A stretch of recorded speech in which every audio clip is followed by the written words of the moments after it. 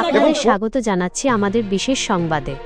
আজ আমরা আপনাদের সামনে তুলে ধরব মুর্শিদাবাদের ডোমকলের এক চাঞ্চল্যকর ঘটনা, যেখানে আইনরক্ষক পুলিশ কর্মীকে রীতিমতো হেনস্থা ও মারধরের শিকার হতে হয়েছে উত্তেজিত জনতার হাতে।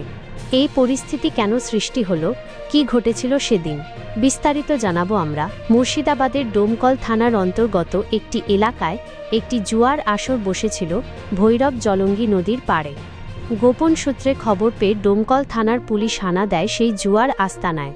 পুলিশকে দেখে 4 জন যুবক পালিয়ে যাওয়ার চেষ্টা করে। এদের মধ্যে একজন যুবক পুলিশের হাত থেকে বাঁচতে নদীতে ঝাঁপ মারে। এরপর থেকে সেই যুবকের আর কোনো খোঁজ মেলেনি। এই ঘটনার পরেই পরিস্থিতি উত্তপ্ত হয়ে ওঠে। নিখোঁজ যুবকের পরিবার এবং স্থানীয় উত্তেজিত জনতা এক পুলিশ কর্মীকে ঘিরে ধরে। ক্ষুব্ধ জনতা ওই পুলিশ কর্মীকে মারধর করে এবং তাকে জোর করে নৌকায় তুলে নদীতে ফেলে দেওয়ার চেষ্টা করে। আমাদের ভিডিওতে যেমনটা দেখছেন, পুলিশ কর্মীকে রীতিমতো টানা হেঁচড়া করা হচ্ছে এবং জলের মধ্যে ফেলে দেওয়া হচ্ছে।